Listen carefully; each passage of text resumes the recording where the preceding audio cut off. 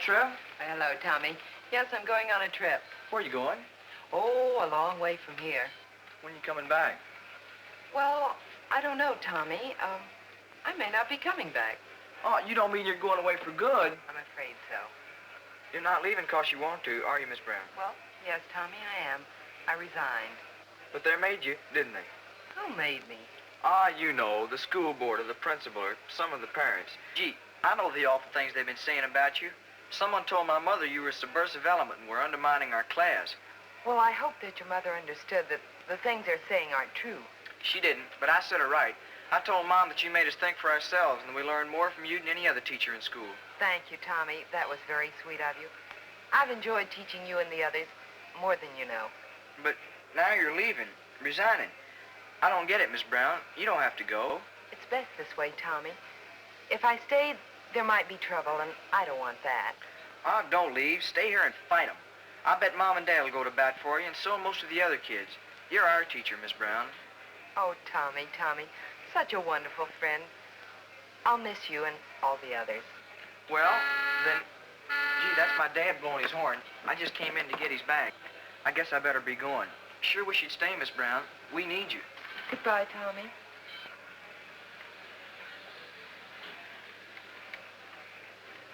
Pardon me. I couldn't help overhearing that conversation. Oh, well, that's all right. It really doesn't matter. Well, to me, it matters a great deal what was being said. Why should it? Well, I'm a minister. I've been here in town preaching this week over at St. Paul's Church. Oh, St. Paul's. You're Dr. Goodrich. Well, I'm Lillian Brown. How do you do, Miss Brown? Did I understand that some people say you're a subversive? That's what some people say. Well, are you? I certainly am not. I hate both communism and fascism and everything that they stand for. They're both evil and wrong. Well, I agree, but whatever made them say you're a subversive? Well, it's a little hard for me to understand. I guess it's because I don't believe everything in this country is absolutely perfect.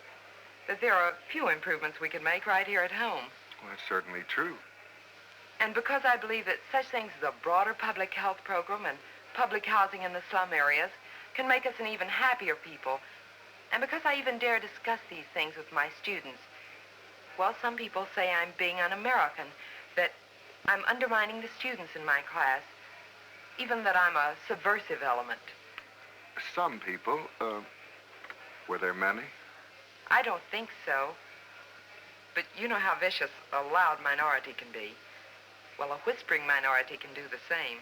How well I know that. A few women didn't like what I taught.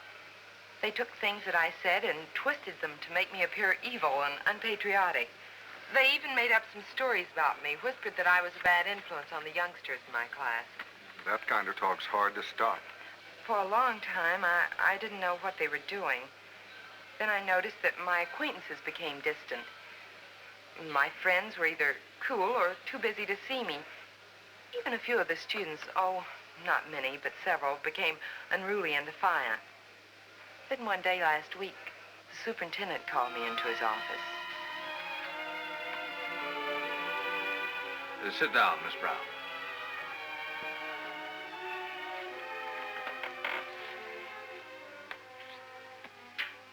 Miss Brown, I have to speak with you on a rather delicate matter.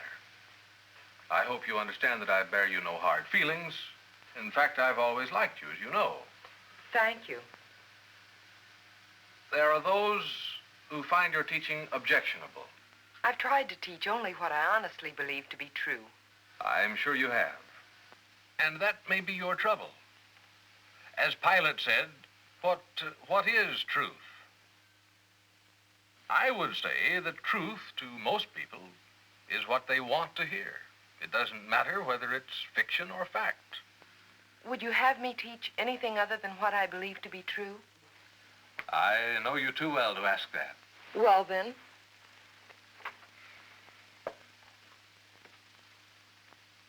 Miss Brown, I want you to resign. Resign? For your sake and for mine. Some people in this town are determined to cause trouble. They'll drive you out sooner or later. If you resign and leave now, there'll be no furor. Go somewhere else. I'll give you a good recommendation. I cannot force you to go. As a friend, though, I will say that it will be better for you to go now. If you stay, it can only mean trouble for you, and mean that I can no longer be your friend. He made it pretty clear, although he gave me a little time to make up my mind. So here's my answer to him and to all those who want me to leave.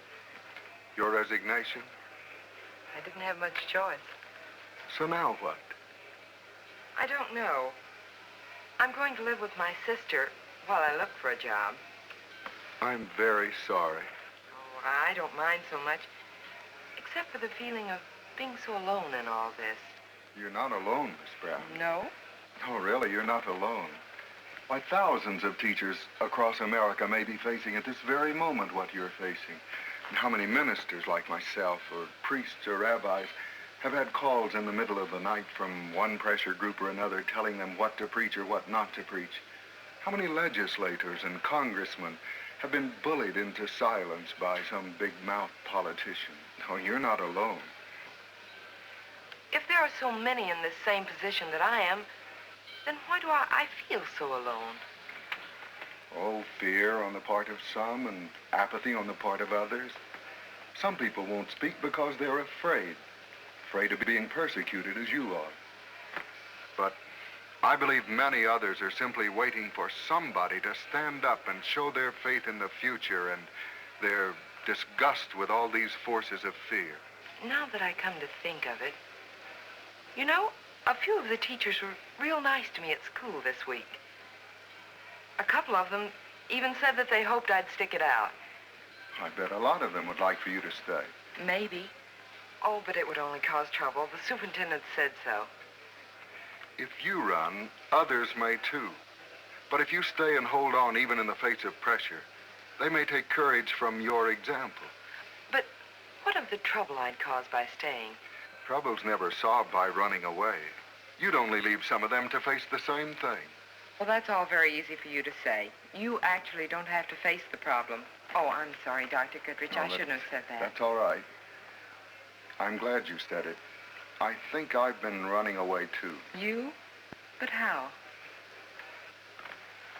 Well, for a long time, I've had a sermon on a kind of an explosive subject.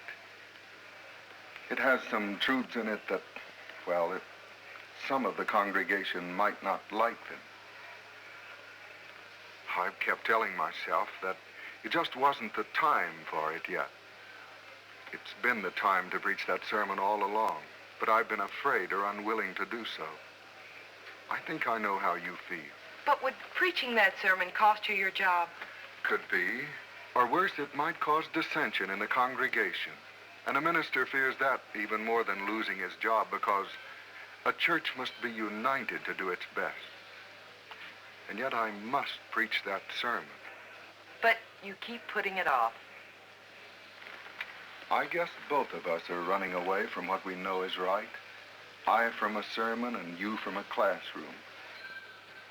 You know, I'd like to stay.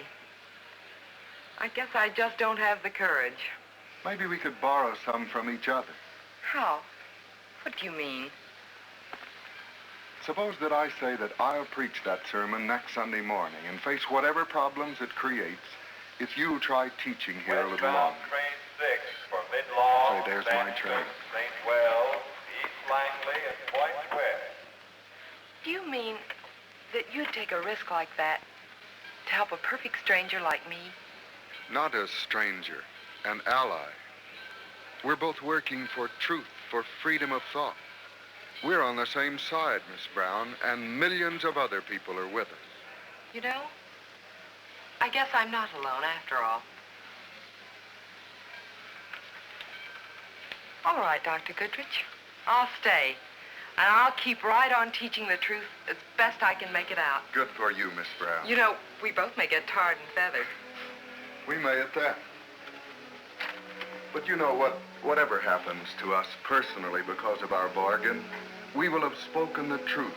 And truth once spoken is hard to stop, for God and time are on the side of truth. Well, you know, the side of God and time sound like an awfully good side to be on, Dr. Goodrich. It's the only side, Miss Brown. Well, goodbye, and good luck to you on Monday. Thank you. Thank you for everything. Goodbye, Dr. Goodrich. And good luck to you on Sunday.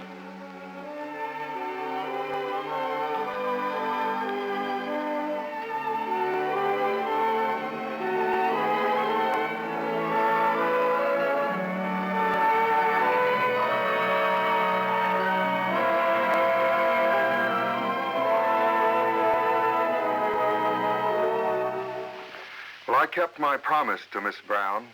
I did preach that sermon the very next Sunday morning. The subject of it was, who is behind the Brotherhood movement? As expected, there were some persons who did not like it. I got some phone calls and letters. But I was surprised at the number of persons who seemed to agree. They not only approved, they were ready to take their stand with me. You know, more than ever, I believe that there are persons everywhere who are ready to take a stand for justice and freedom and truth, but they're waiting on someone else to take the lead. That puts a challenge squarely up to you and me. And I believe that God and time are on the side of the Miss Browns everywhere, who are willing to run the risk of unpopularity or persecution for the sake of freedom or truth. Maybe you'd like to have a copy of some of the things I said in that sermon on who is behind the Brotherhood movement. I tried to put it as straight as I could. Take a card and address it to me, the pastor, in care of this station. And at the top of the card on the other side, write the word truth, and then your name, your address, your city and state. Be sure to write the word truth at the top of the card, and then address it to me, the pastor, in care of this station, and I'll put in the mail to you immediately a copy of some of the things I said in that sermon on who is behind the Brotherhood movement. One of the finest statements that has ever been given about truth was made by Jesus.